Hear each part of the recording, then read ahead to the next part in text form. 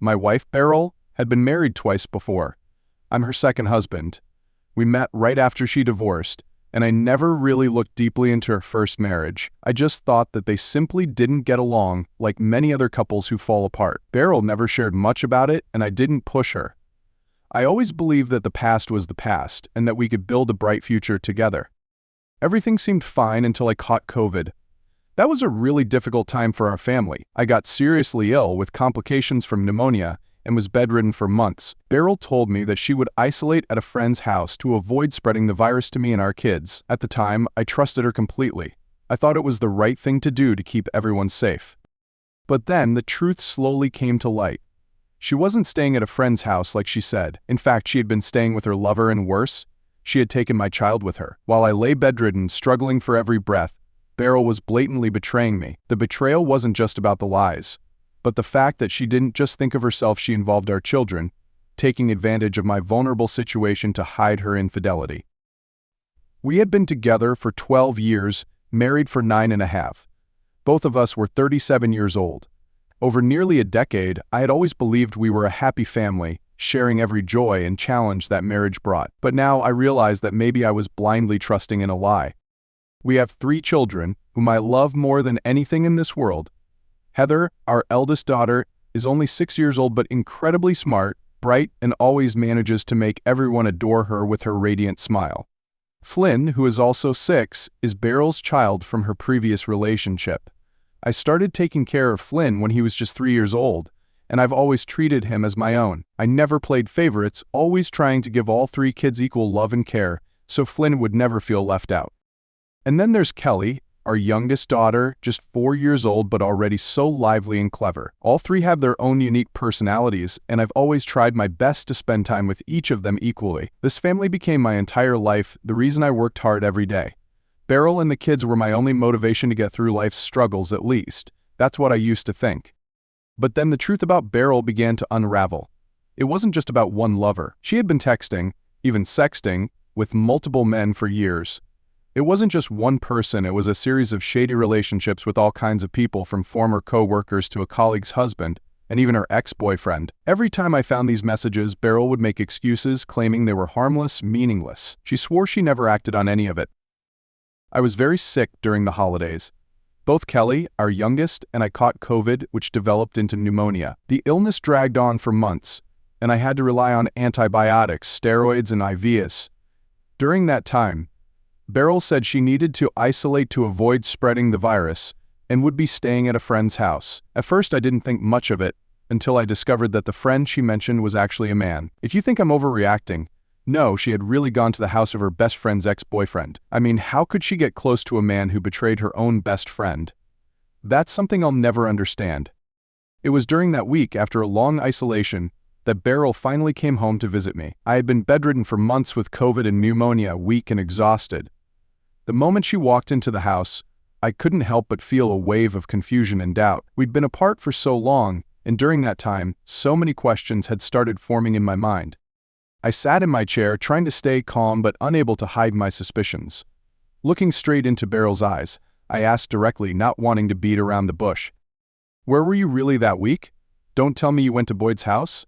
I said, my voice still weak but filled with accusation. Beryl sighed and sat down next to me, her hands nervously clasped together, then relaxed as if preparing for a conversation she knew would be difficult.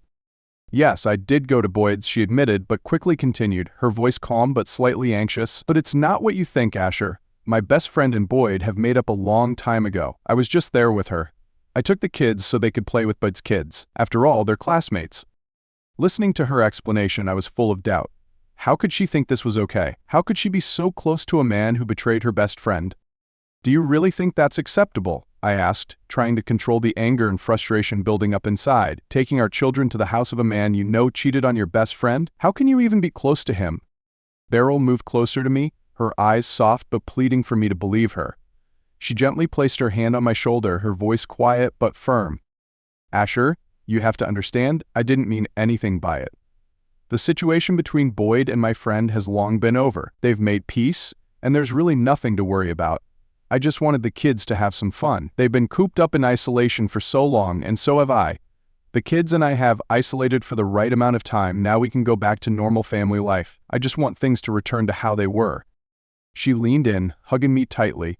I could feel her warmth, but something inside me still felt unsettled. I wanted to believe what Beryl was saying, but I couldn't deny that the doubts were slowly eating away at me.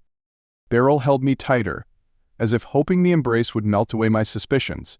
But the warmth from her body couldn't erase the unease growing within. I didn't push her away, nor did I want to create more tension. Even though it felt like there were holes in everything she said, I still didn't have enough proof to accuse her or force her to admit anything. I sighed and rested my head on her shoulder, feeling a moment of resignation. Beryl was my wife, the woman I'd been with for over a decade. We had 3 children together, a family I'd spent my life building. Just the thought of everything falling apart made my heart ache. I was too weak, both physically and emotionally, to face an even bigger battle right now. Maybe I didn't want to believe the truth. Maybe I was just comforting myself, telling myself that everything would return to normal, that Beryl was right, and that I was just imagining things. But deep down, I knew something wasn't right. I closed my eyes and hugged her back, the sense of resignation growing inside me. Even though my mind was full of doubts, I had no way of making her admit anything or confront the truth at that moment. I was too exhausted, and the temporary peace, even if fake, was easier to bear than facing a storm that could destroy everything. "All right," I whispered, my voice almost choking. "I just want us to go back to normal like before." Beryl gently stroked my back, offering a smile that I didn't see but could feel her relief. "I know, Asher," she whispered. "Everything will be okay. We'll be back to the way we were." I let her comfort me, but deep down, I didn't trust her. Her words felt like a veil hiding a truth I had yet to uncover. But for now, for the sake of the family, for the sake of our kids, I accepted the temporary peace, at least until I had enough proof, if that day ever came. As time passed, I tried to push my suspicions aside. I kept telling myself that maybe Beryl was right. Things seemed to go back to normal. Beryl took care of me and the kids, and our family slowly got back into its usual rhythm after months of isolation and illness. I didn't want to disturb this fragile peace, didn't want to dig into the past. Maybe I was just overthinking it. But then, one seemingly calm afternoon, there was a sudden knock at the door. I didn't think much of it, but when I opened the door there stood the man I had long suspected. Boyd. It was him. Beryl came to the door to greet him with a natural smile, showing no signs of awkwardness. She even invited Boyd inside, as if this was all perfectly normal. Following him were a few kids, the ones I knew attended the same class as our children. "Hey, Asher," Boyd said cheerfully, smiling like we were good friends. "I brought the kids over so they can play with yours. Hope that's all right." I stood up from my chair, trying to keep a calm face, though I felt uneasy inside. His face looked innocent, but I couldn't stop thinking about everything that had happened. Beryl being too close to this man made it impossible for me to fully relax. "No problem," I responded, my voice dry as I forced a polite smile. "The kids will be happy to have friends over."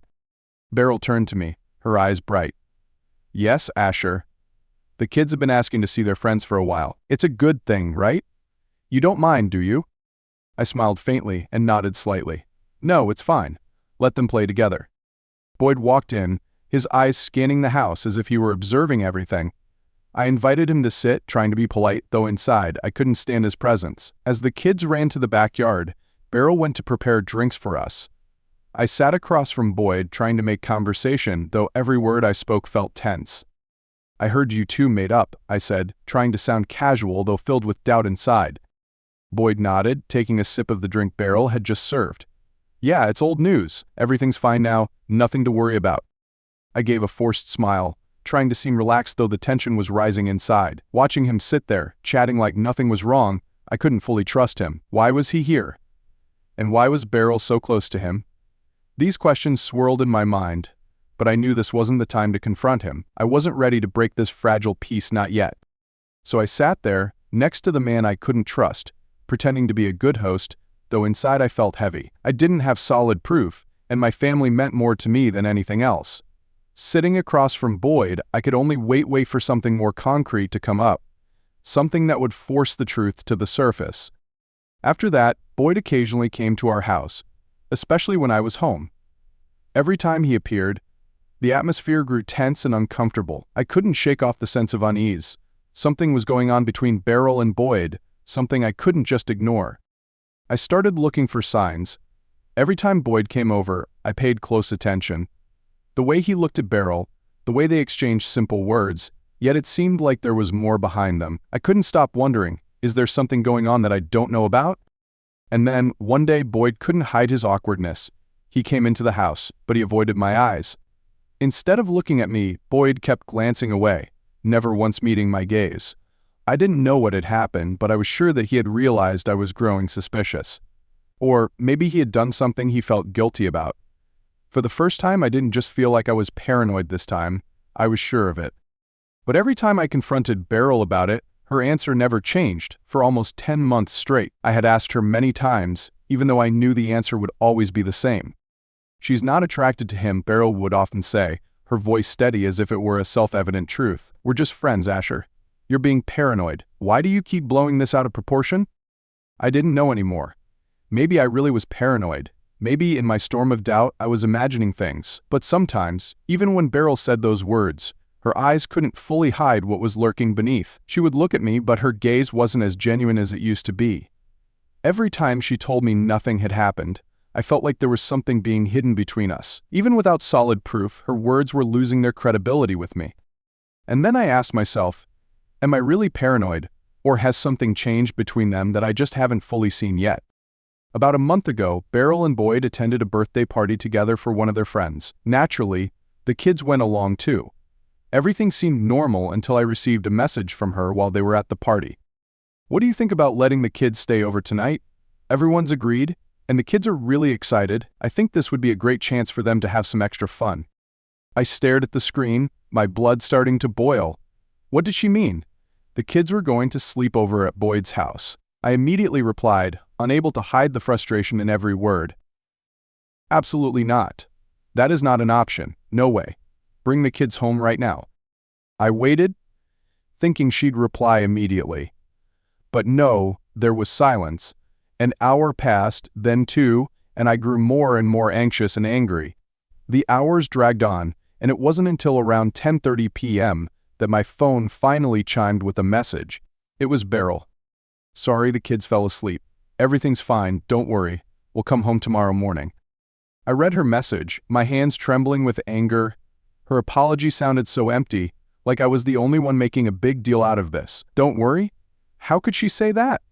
I couldn't believe that she had completely ignored my request and brushed off my concerns. I immediately replied, trying to stay calm but obviously failing. "This is not something you get to decide on your own.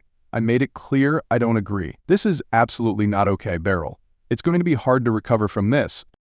I waited, hoping for some kind of explanation, some kind of apology from her, but once again there was nothing, just silence. I sat there, staring at my phone, overwhelmed with frustration and anger.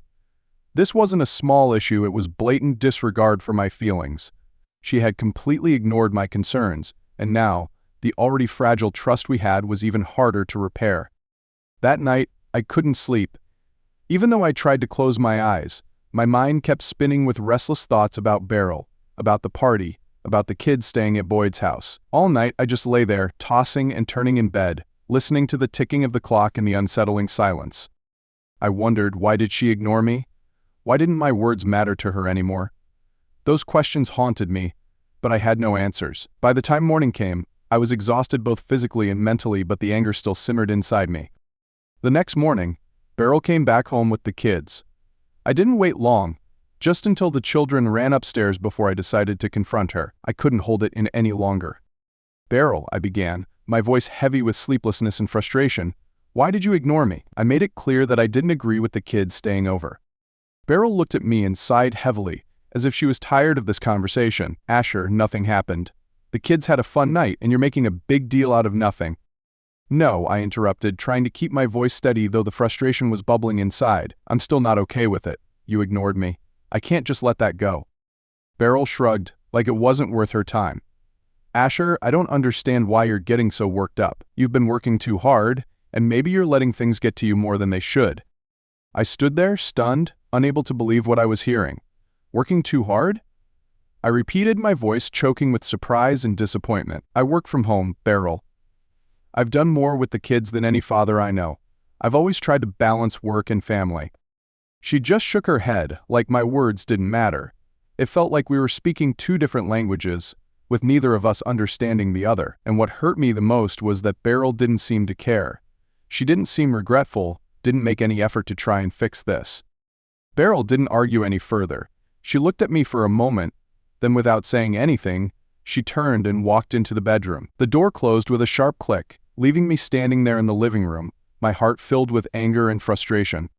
I gritted my teeth and started pacing the house. Every step brought more jumbled thoughts, questions swirling in my head. She didn't care about my feelings, didn't bother explaining, and didn't show any remorse. Why? What really happened that night? After a while, I couldn't take it anymore. I decided to ask my kids. They might help clear up some of my confusion. I found them playing in the small living room, their innocent laughter contrasting with the tension that was eating away at me inside. "Heather, Kelly," I called softly, trying to keep my voice calm. "Last night when you slept over at Boyd's house, where did you sleep?" Heather, my eldest daughter, looked up from the toy in her hand. "We slept together in the living room," she said, her smile bright and innocent.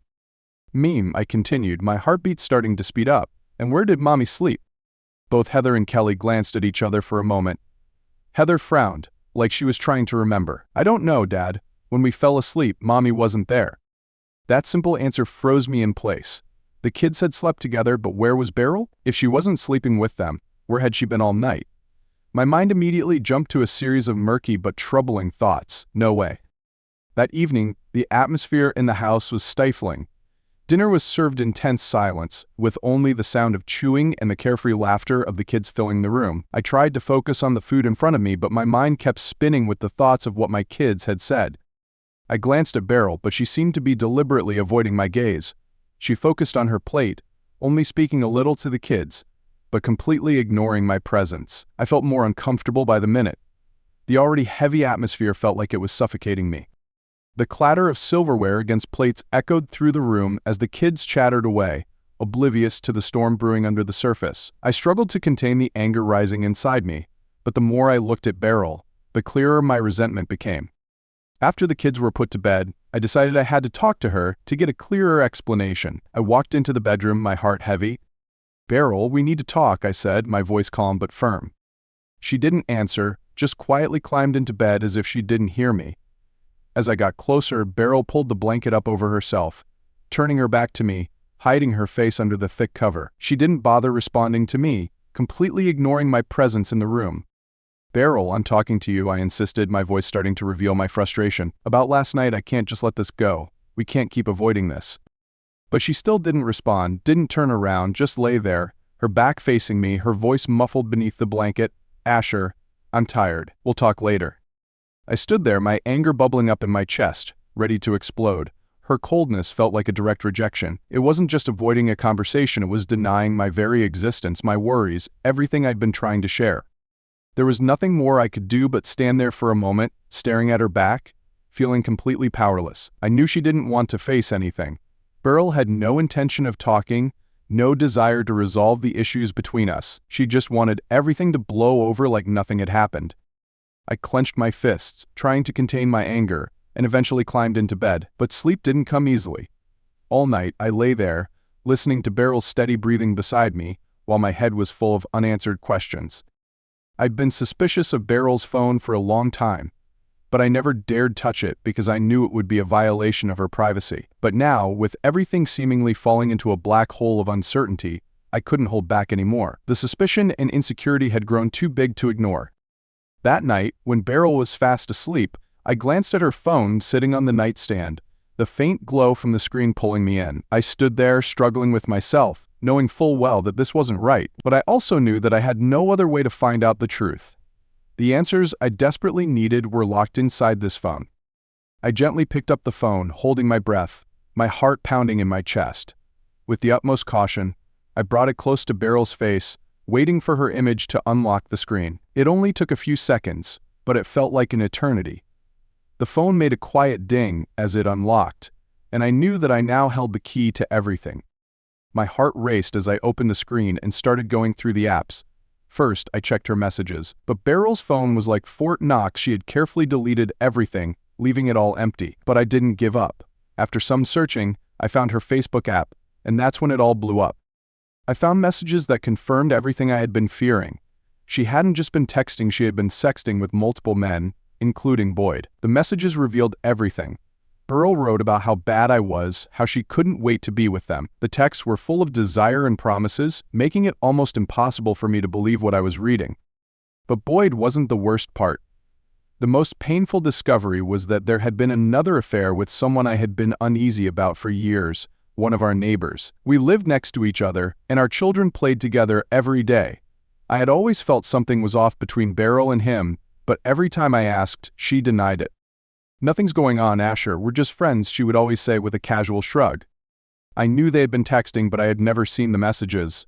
Every time I asked about it, she would give me some odd excuse. She said they deleted their messages after each conversation because his wife would get upset if she found out. That explanation always made me furious. I had asked her straight up, "WTF, what are you guys doing that you have to hide from his wife?"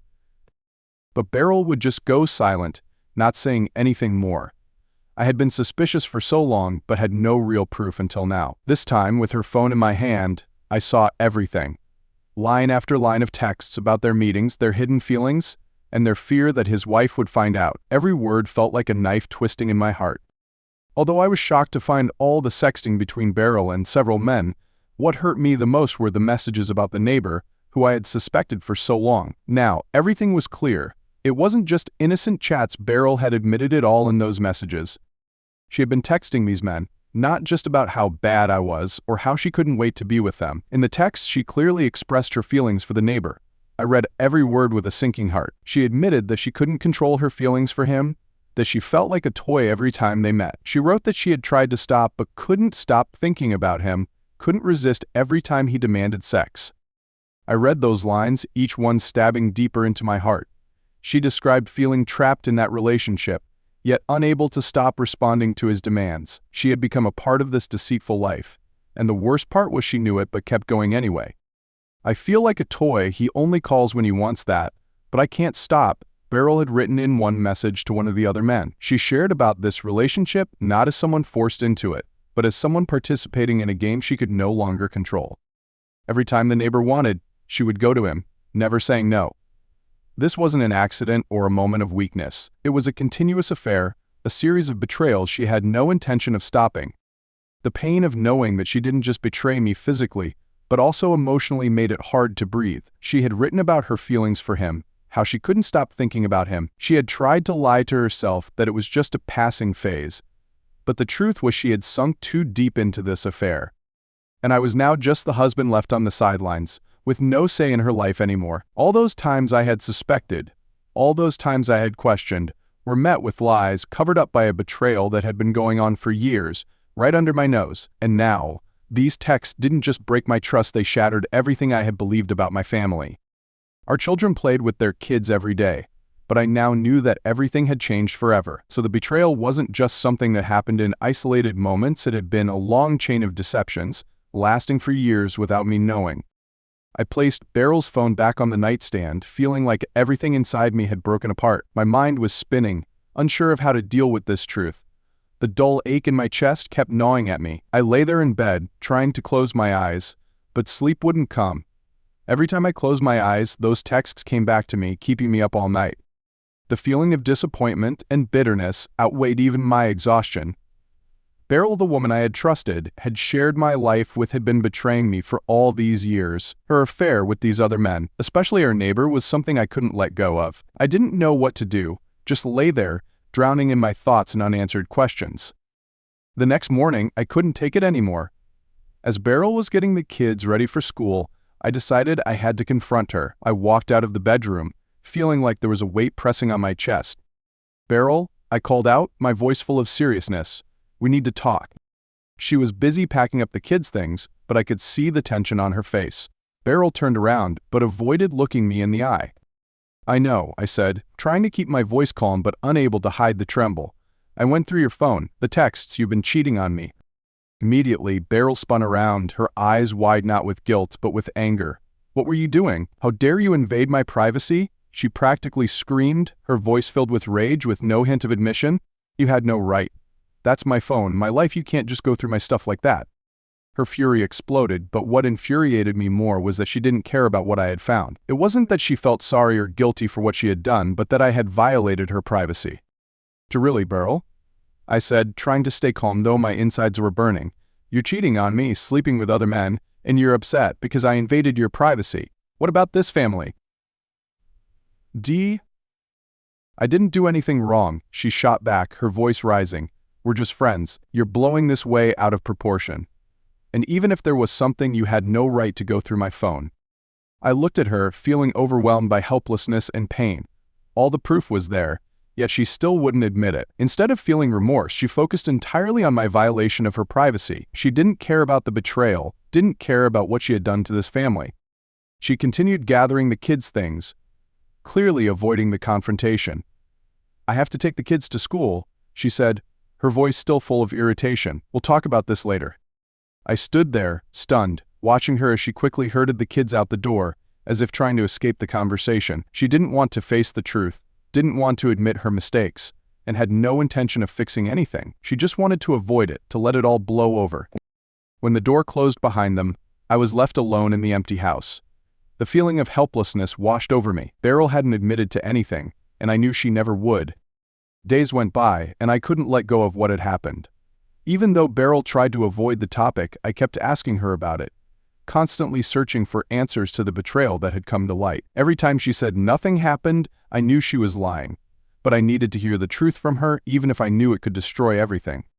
I asked her day after day, sometimes gently, sometimes with frustration, but her answers were always evasive. She didn't want to talk about it, didn't want to admit anything. But her silence only made the pain in me grow bigger and bigger, to the point where I couldn't stand it anymore. "You need to tell me the truth," I repeated over and over, like every sentence was hitting an invisible wall. "I know something happened. This won't end until you stop hiding things." Finally, after endless pushing, the answer I had been dreading came. One evening, when I confronted her again, Beryl suddenly slumped into a chair, like all her strength had been drained. I looked at her, feeling like something was about to explode, a storm I had been mentally preparing for, but still wasn't truly ready to face. "All right, Asher," she said, her voice tired, her eyes no longer avoiding mine like before. "You want the truth, don't you? Here it is." I held my breath, waiting. "I slept with him," she confessed, her voice trembling slightly. "Not just once, but many times over the past year." The pain was like a knife stabbing straight into my heart, but I couldn't speak. The weight on my chest made it hard to breathe, my body feeling numb with shock. "Since when?" I asked, my voice hoarse from disbelief. "When did this start?" As she looked up at me, then sighed, a nearly empty look in her eyes. "Since around the holidays," she answered, her voice flat. "VA, when you were really sick." That response was like a fatal blow. I remembered that time when I was lying in bed, weak and helpless from COVID and pneumonia. She had told me she would isolate at a friend's house, and I had believed her, thinking she was taking care of herself and the kids. And while I was fighting for my life, Beryl had been with another man, betraying me. "But that's not all," she continued, her voice shaking even more. "We didn't use protection, not once." I felt like everything inside me was crumbling. The betrayal was already terrible, but the fact that she hadn't used protection made me feel even more horrified. She hadn't just cheated on me, she had risked our health, our family's health. "I can't believe this," I said, my voice breaking from the pain and anger. "You betrayed me while I was lying in bed, and you didn't even use protection." So Beryl didn't reply, just sat there, staring down at her trembling hands. Maybe she felt remorse, but it didn't matter anymore. All I could feel now was emptiness. The family I had worked so hard to build, the relationship I had trusted in for so many years, had been completely destroyed. The anger and pain left me unable to stand. I looked at Beryl, the woman I had once loved, and now she was a stranger, someone I didn't recognize anymore. But the truth about Beryl's betrayal over the past year wasn't the only thing that hurt me. There was still one more thing, something that had been gnawing at me ever since I discovered those texts on her phone. I couldn't let it go, the relationship between Beryl and our neighbor, the man I had suspected for years. After she admitted to the affair with the other man, I tried to keep calm, but there were still 1,000 questions in my mind that hadn't been answered. I looked straight into her eyes and asked the one question that had been haunting me for so long. "What about the neighbor? The texts, you said you had feelings for him, that he only wanted sex. What really happened between the two of you?" Beryl went silent. She looked down, her face tense, but didn't say a word. I knew she heard the question, but she just stayed quiet. The moment dragged on forever, and I felt the uncertainty in me grow bigger. Nothing happened, she said quietly, her voice almost disappearing into the air. We're just friends, Asher. So I've told you before. I ain't it before. I stared at her, unable to believe her response. Friends?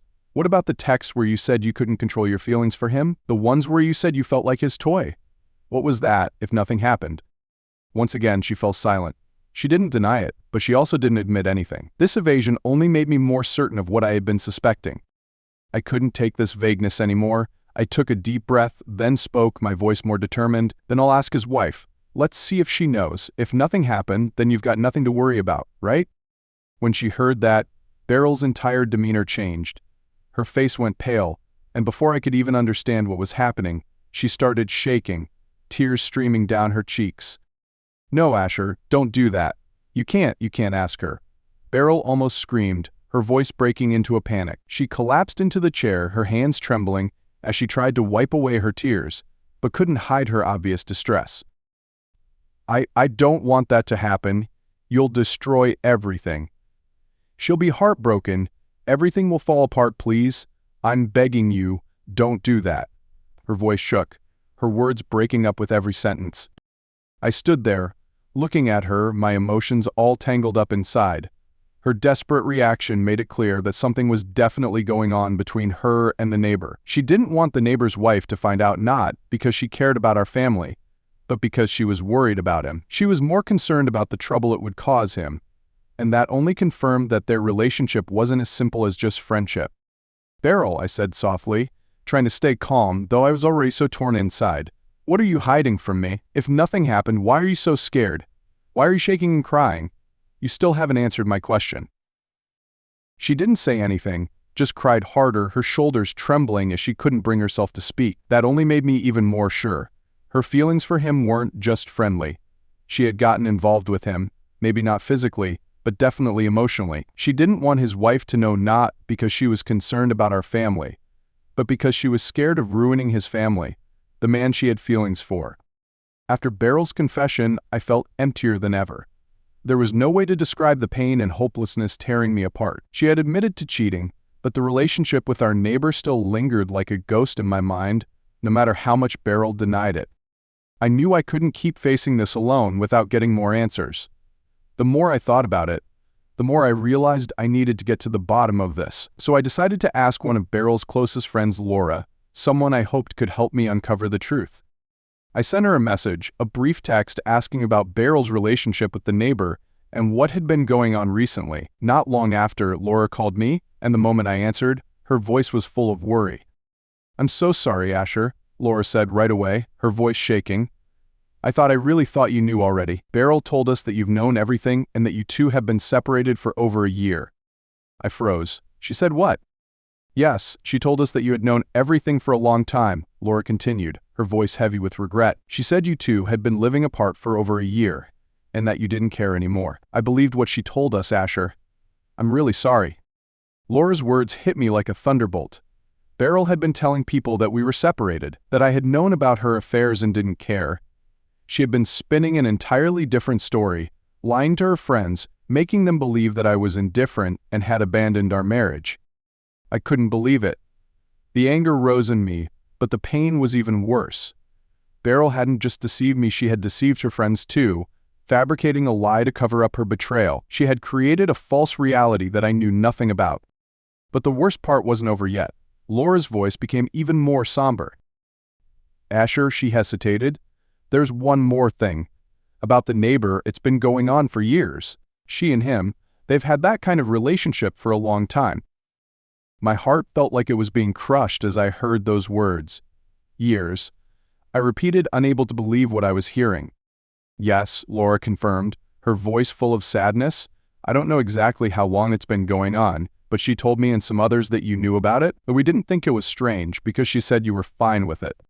I didn't know what to say. Years, all those years I had been confronting Beryl, even directly asking the neighbor. To both of them made me believe that I was being paranoid, that I was imagining things. But in reality, it had all been a lie, stretched out over years. They had been cheating on me and the neighbor's wife for all this time, while we were left to think we were going crazy. I had been questioning both of them for so long, trying to find the truth, but every time I was met with denial and avoidance. They had made me feel like I was losing my mind, pushing me into a state of self-doubt, wondering if I was the one who was wrong. But the truth was, they had been playing this deceitful game with me and with the neighbor's wife for years. My heart sank under the weight of betrayal and bitterness. Beryl hadn't just cheated on me physically, she had destroyed all trust, shattering everything we had built, and even created a false narrative to justify her actions. This wasn't just a moment of weakness, it was a long, deliberate series of lies that made me believe I was the crazy one in my own story. Those messages filled with flirtation and love were already devastating enough, but what enraged me even more was how Beryl and the neighbor used our children as an excuse to meet. The more I thought about it, the more insulted I felt. They had used the simple fact that the kids play together to have easy access to each other without raising suspicion. That made everything so much worse. He had come to my house, many times, sitting down to have dinner with my family, spending time with us like a friend. Meanwhile, he and Beryl had been having an affair that didn't just last a few months, it had been going on for years, right under my nose. Our kids, our children, had unknowingly become the bridge for their affair. They were best friends, growing up together, and that friendship had been the perfect cover for what was really happening. That made it unbearable. I couldn't stop thinking about how close our two families were. We knew their grandparents, the ones we had met at family events. Our children went to the same school, played together every day. They grew up together, playing in our yard, and now I knew that even when I was right there, the betrayal had still been happening. Their house was only about 50 yards from ours. That distance was now more than just a number, it was a reminder of the closeness I had been completely unaware of. I remembered all the times I had questioned both Beryl and the neighbor. For years I had asked them directly about their relationship, and both of them had denied it, making me feel like I was being paranoid, as if I had imagined everything. I had tried so hard to trust them, to believe that nothing was happening between them, that I was just overthinking. But now, the truth was something I couldn't escape any longer. They had taken advantage of my trust and even used our family connections to hide their affair. Even when faced with undeniable evidence, Beryl continued to lie about her relationship with the neighbor. Until the very end, she denied it. Every lie felt like another knife in my heart, pushing me further away from her, making me realize that there was no going back from this. She hadn't just betrayed me with her actions, she had systematically destroyed all trust, even after the truth had been revealed. The most painful part of all of this was that it didn't just affect my relationship with Beryl, it had destroyed the bond between two families, between our children. Beryl and the neighbor hadn't just ruined my marriage, they had hurt everyone around us. We couldn't go back to the way things were, couldn't continue living next to each other as friendly neighbors. Everything had fallen apart.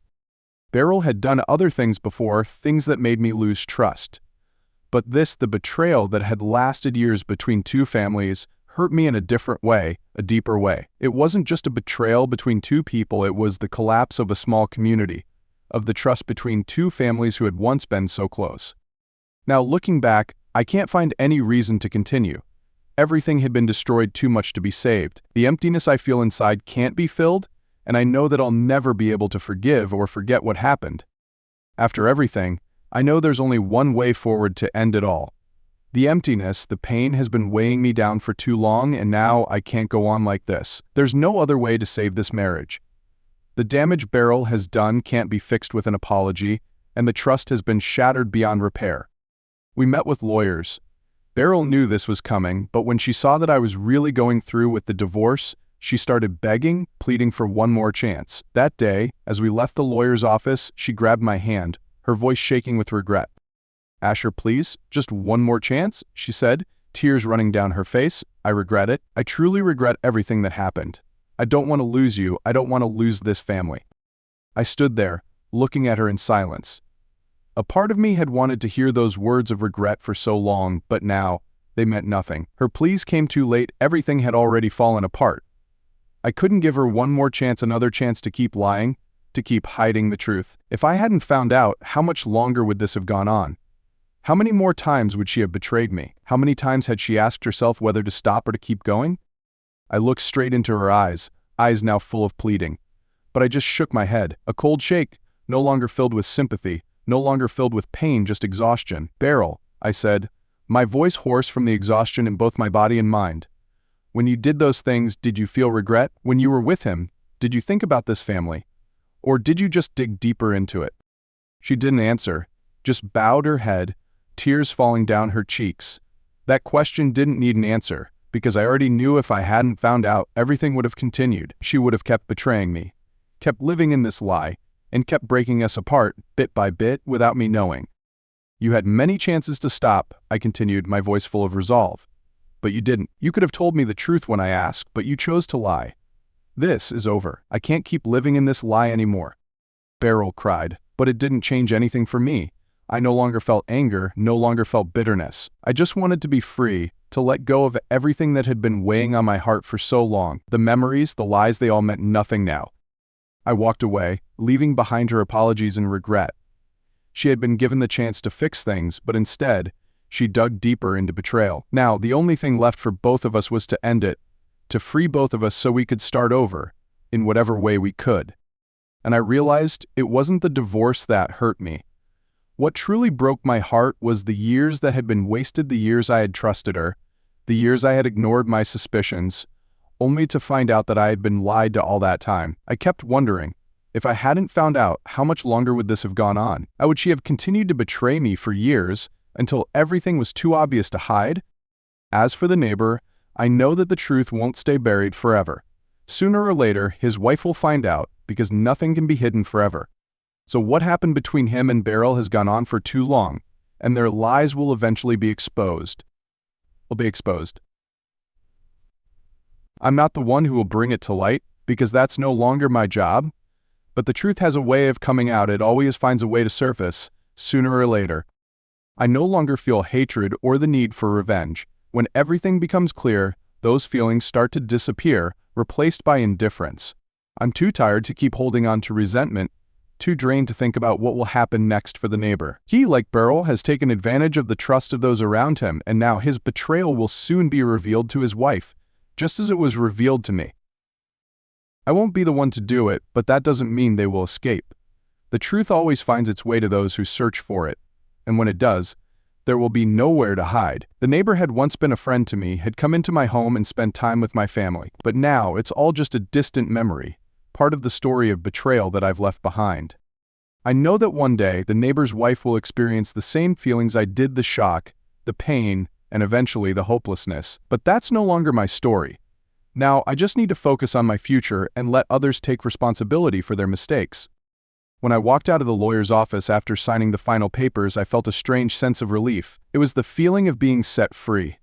All the pain, all the sorrow had stayed behind, like an old chapter closing. From now on, I could move forward without the burden of betrayal and lies. No more sleepless nights, no more questions without answers. I may never forget what happened, but it no longer haunts me. Instead, I found peace in letting go. Everyone, including Beryl and the neighbor, will have to face the consequences of their actions. As for me, I'll move forward and rebuild my life from here.